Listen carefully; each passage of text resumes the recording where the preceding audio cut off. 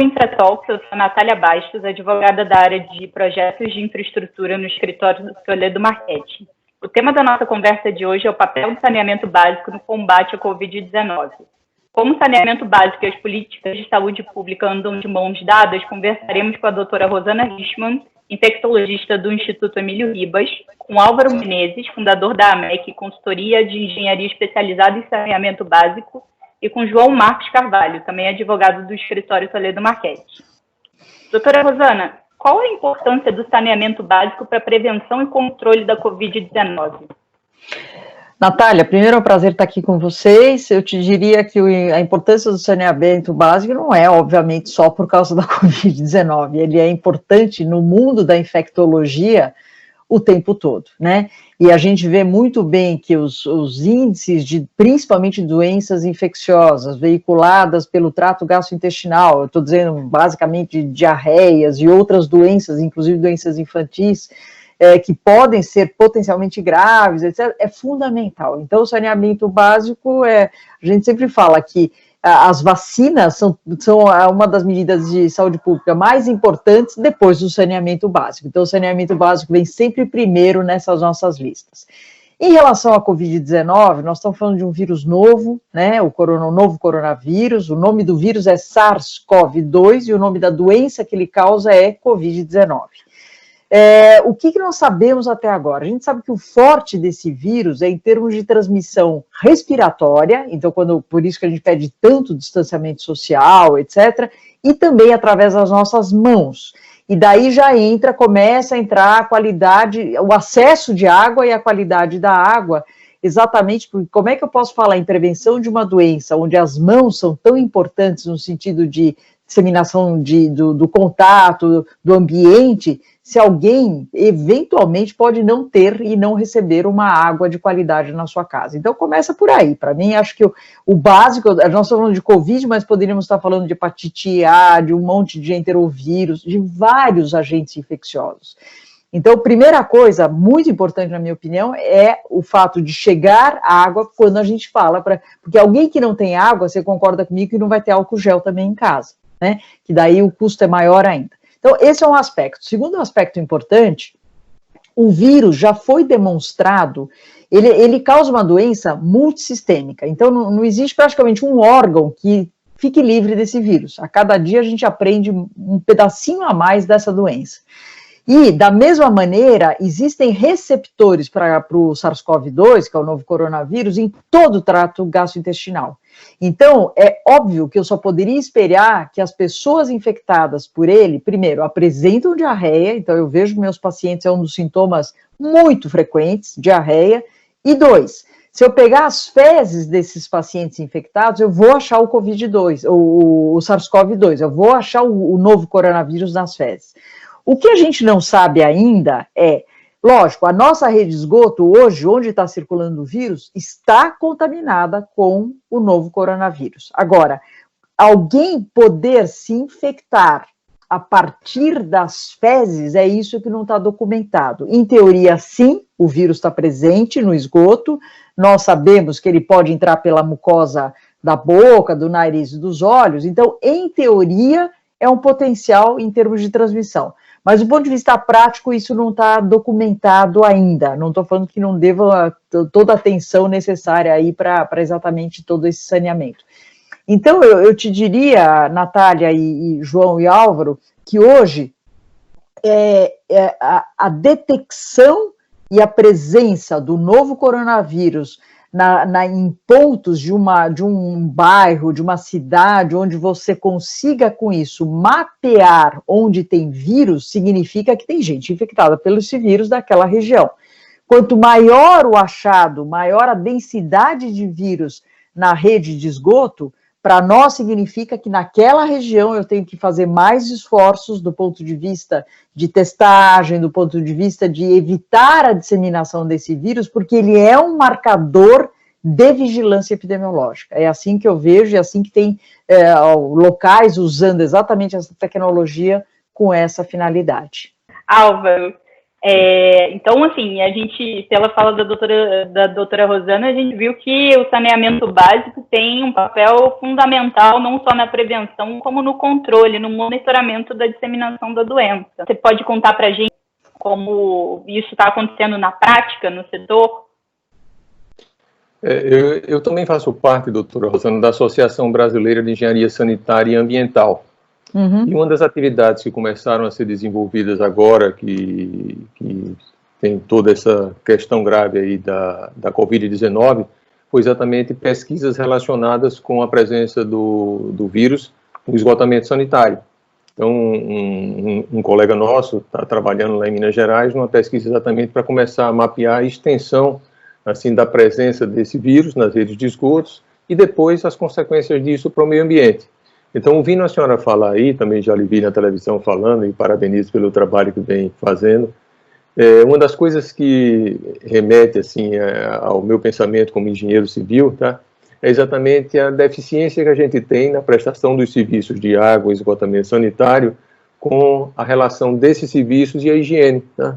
A gente perdeu um foco muito grande disso aí, na hora em que a gente, nas faculdades de engenharia, fala muito disso aí, nas nossas aulas de saúde pública, de higiene, mas quando a gente vai para a prática, a gente começa a se preocupar muito com investimentos, com obras, com, vamos dizer assim, um certo nível de atendimento que é falseado pela realidade que a gente tem, infelizmente, e quando surge uma doença como essa, quando surgiu a cólera lá pela década de 90, ou a própria dengue, que vem como resultado da ineficiência na garantia de um serviço permanente de abastecimento de água com pressão e vazão suficientes para todos, a gente se depara com a necessidade de novo, falar sobre ineficiência e se assustar com a dificuldade que a gente tem de encontrar soluções, né? Então, eu acho que se a senhora pudesse também contribuir aí com a sua experiência como médica, infectologista, falar um pouquinho de como a senhora vê as políticas de saúde pública na ponta, né, nos postos de saúde, nas áreas periféricas e o saneamento básico. As pessoas que são atendidas, como é que elas chegam lá com todas essas doenças de veiculação hídrica que a senhora já mencionou, e a expectativa que os médicos, vamos dizer assim, têm de que o saneamento possa se transformar, de fato, num veículo de prevenção efetivo contra essas doenças de veiculação hídrica.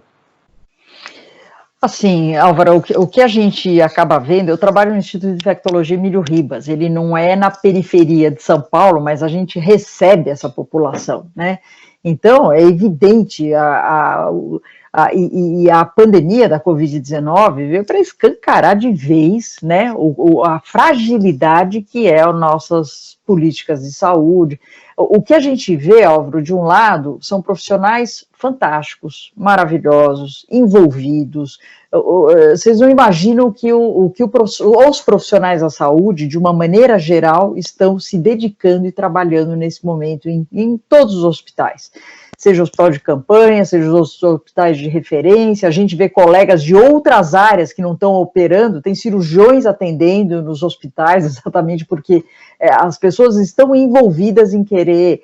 Então, assim, de um lado, nas políticas de saúde pública, a gente vê a parte de RH, de profissionais extremamente envolvidos, o Brasil tem tradição nisso, felizmente.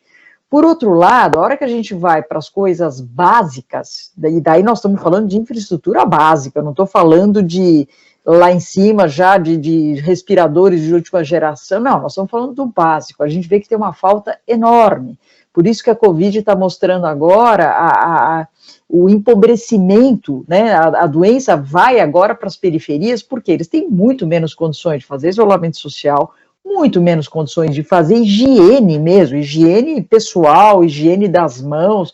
Então, às vezes eu me sinto até mal de ir na TV ficar falando de medidas de prevenção, olha, mantenham 1,5 metro um do outro. Aonde? Então, são coisas que, a hora que a gente vai para esse nosso Brasil, que daí saindo do centro dos grandes centros e indo para as periferias, é outro mundo. E daí eu acho que as medidas que a gente precisa ter em termos para ter realmente resultados são outras medidas, né? Uma busca ativa muito mais importante, porque você concorda que não é durante a pandemia que nós vamos conseguir consertar o saneamento, tá certo? São medidas que você tem que fazer muito antes. Nesse momento, a gente quer salvar vidas, então é respirador, é leito de UTI, mas que sirva de exemplo. Eu acho que essa pandemia, acho que ninguém vai ficar igual depois dessa pandemia, a gente já não está vivendo igual e nem vamos viver tão cedo. Eu acho que tem, mas eu sempre sou otimista. Eu acho que uma das coisas que veio para ficar e ver a importância é da higiene das mãos, que é uma coisa que nós, da infectologia, falamos há anos. Eu fiz meu doutorado há muitos anos atrás na Alemanha. Lá isso era álcool nas mãos, era absolutamente normal, e eu voltei para o Brasil querendo colocar álcool nos hospitais, o pessoal me olhava, que história é essa? Então, quer dizer, o bom da pandemia é que vão ficar alguns conceitos enraizados da importância das mãos na transmissão de infecção, na importância de você ter água na sua casa, água de qualidade para você poder fazer higienização.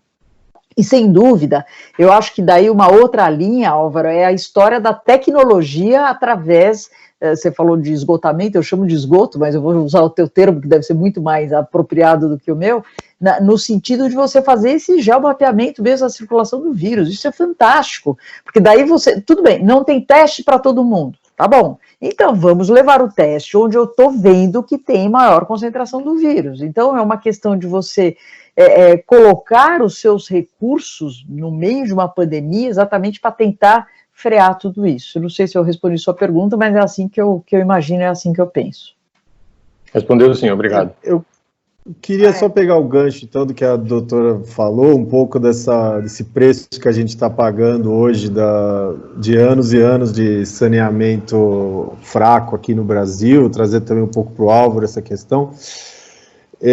Da pressão que a gente tem visto, de certa forma, em relação às próprias empresas de saneamento, né, que de um lado existe uma pressão pública aí para uma atuação mais proativa, mais solidária em relação às populações mais carentes, que hoje não têm acesso à água. Então hoje a gente vê uma pressão pública em relação aos agentes públicos e às empresas de saneamento para levar de forma emergencial essa infraestrutura para a população mais pobre, e ao mesmo tempo é um setor que tem sofrido, como todos os outros, da economia, do aspecto econômico, de queda de demanda, queda de faturamento, com suspensão de atividades industriais e comerciais, até políticas de suspensão de tarifa, limitação de cobrança, e até, do outro lado ainda, restrição de atividade de campo, né, dos trabalhadores de saneamento, para medição, para aferição de consumo.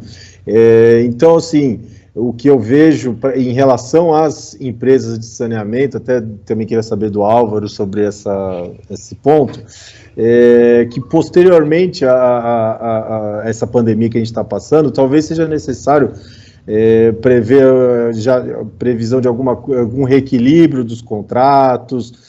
Não sei se seria possível fazer um reajuste de tarifa, extensão de prazo de concessão, para também tentar equilibrar um pouco essa questão, não só em relação à população, é claro, que é o mais urgente, mas em relação às próprias empresas de saneamento, como que vai ser o futuro do nosso saneamento sem essas empresas, e como que elas vão poder atuar dentro desse mercado posterior aí. Para complementar a pergunta do João, assim, basicamente como o setor vai fazer como o poder público vai fazer para preservar a sustentabilidade, né, no negócio de longo prazo dos projetos de saneamento básico. Acho que isso é bem relevante. No caso do saneamento, até pegando um pouco do que a doutora Rosana falou, não vai ser de uma hora para outra que a gente vai conseguir, enfim, superar os déficits que a gente vem acumulando ao longo de um bom tempo, né? Agora, o que a gente assim, imagina e tem ouvido, de certa forma, vir dos órgãos de regulação e do governo, é que, de fato, eles vão começar a tentar encontrar para o saneamento formas de dar suporte ao que, na prática, não existe ainda hoje, porque o setor de saneamento, como ele é muito diluído e ele tem como base principal o município como poder concedente, responsável pelo planejamento, de acordo com a lei, como vocês acompanham bem, tá? Então, existe uma limitação de como ajudar o setor de saneamento a superar uma situação econômica grave como essa que o João Paulo colocou. A gente vai ter clientes sem condição de pagar suas contas, a gente vai ter clientes que vão passar um monte de tempo desempregados, clientes comerciais que fecharam suas portas, clientes industriais que reduziram sua produção e companhias estaduais, autarquias e serviços privados que se sustentam única e exclusivamente pelo serviço que prestam com sua tarifa. Não há nenhuma forma de ajuda, como, por exemplo, o setor elétrico, ele consegue ter mecanismos de enfrentamento de casos extraordinários via tarifa e via suporte do governo, de acordo com as normas regulatórias que eles têm, tá? O setor de saneamento, não. Então, o desafio para o setor de saneamento vai ser muito maior. O que eu, assim, tenho uma certa apreensão é que eu não vejo uma ação coordenada do governo federal, que é quem, de fato, tem capacidade para fazer isso em escala nacional, acontecendo. Há uma certa tentativa de, sei lá, de descobrir culpados, de distribuir responsabilidades aqui e acolá, e o setor de saneamento ele vai se perdendo. Eu, assim, talvez aí, como diria Ariano Suassuna, eu fico aqui no Nordeste, doutora Rosana, eu moro em Maceió, né? Como um realista esperançoso, eu estou acreditando mais é que os governadores e alguns prefeitos vão conseguir encontrar uma forma de melhorar a qualidade dos seus serviços com a lei que a gente já tem hoje, avançando com algumas parcerias. Ontem eu coordenei aqui um webinar da ABS com o secretário de Infraestrutura do Estado de Alagoas sobre o programa ou o projeto da concessão para iniciativa privada para a região metropolitana de Maceió. E é um projeto desafiador, que ele começa logo com uma condição em que, embora o Estado diga que isso faz parte do projeto, e eu acredito, separando povoados com menos de 1.000 habitantes, não entrarão, vamos dizer assim, no contrato de concessão. Eles vão ficar sob responsabilidade do Estado ou da nova companhia de saneamento que vai ser criada aqui, tá? Isso já é um desafio para a gente, principalmente aqui no Nordeste, tá? Na região metropolitana de Alagoas, talvez pese pouco essa quantidade de povoados abaixo de 1.000 habitantes. Mas se a gente for para o interior, existe uma quantidade enorme de povoados que tem 30 habitantes, que tem 50, que tem 60, e isso vai se proliferando aqui pelo Norte e Nordeste. Então, eu acho que a esperança que a gente tem hoje é que, de fato, essa pandemia ela possa gerar comportamentos novos, como a doutora Rosana mencionou bem, e eles precisam acontecer no setor de saneamento, porque o setor de saneamento ele tem uma certa, assim, tradição de se apegar a ideais, tá? E aí a gente continua quase como se estivéssemos na década de 90. Se a gente for olhar os nossos indicadores de atendimento, são muito semelhantes, tá? E a gente fica sempre esperando que apareça uma fórmula salvadora. Alguns casos têm avançado, a gente tem evoluído com participações de iniciativa privada, que não são receitas para todos os casos, mas ajudam em alguns, com melhoria da qualidade dos serviços públicos também, que a gente tem exemplos aí no Paraná, a própria Sabesp é uma grande empresa também, mas o saneamento precisa ser encarado como uma coisa nacional. Não dá para a gente ficar imaginando que municípios consigam resolver sua vida sozinhos numa coisa tão grave como a questão do saneamento. E aí, só para de novo voltar ao gancho aí do nosso tema principal, que é a Covid-19 e os seus impactos na economia e na saúde pública, nessa questão do esgotamento sanitário, a gente tem menos redes de esgotamento sanitário do que tem de água, né? Todo mundo sabe do déficit que a gente tem de população a ser atendida com esgotamento sanitário, e tem uma coisa muito grave que são as estações de tratamento, tá?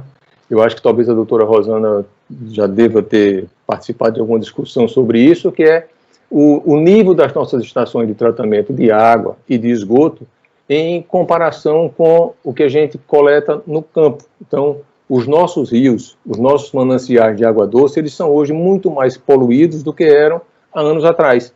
E existem hoje contaminantes que são tratados no nosso meio aí da engenharia, doutora Rosana, como os fármacos que derivam de drogas que são tomadas pela população, que hoje estão presentes na água doce que a gente coleta e leva para as estações de tratamento de água, e nas estações de tratamento de água não há tecnologia para separar esses fármacos. Então, isso é uma coisa que preocupa muito a gente no setor de saneamento. Então, eu acho que, João, é confiar que os nossos prefeitos, governadores, eles vão, de fato, acelerar as suas soluções para a gente sair da pandemia com uma visão diferenciada. Álvaro, eu só queria acrescentar um pouco sobre o que você falou, dessa mudança mesmo de comportamento, né, no setor. Eu acho que essa mudança de comportamento, ela atinge não só a população, mas seria essencial que as concessionárias, o poder concedente, os órgãos reguladores também desenvolvessem uma relação cada vez mais cooperativa em prol do que realmente importa nesse momento, né, e futuramente em relação ao setor do saneamento básico, que é assegurar à população acesso a essa infraestrutura e preservar a sustentabilidade desse tipo de negócio a longo prazo. E, assim, esse espírito colaborativo, nesse momento em que a gente tem desafios jurídicos específicos do setor tão relevantes, como as suspensões de tarifa, limitação de cobrança e restrição de atividade em campo, cumprimento de metas físicas, isso eu acho que a importância disso é cada vez mais evidenciada, né? E agora a gente também está na expectativa da votação do novo marco legal do saneamento básico, né? E a gente espera que a nova regulamentação traga avanços que fomentem parcerias e investimentos no setor, né, para viabilizar a universalização do acesso. Então, é basicamente isso que eu queria acrescentar. Gostaria de agradecer a participação de vocês. Agradeço também, muito obrigado. Eu que agradeço.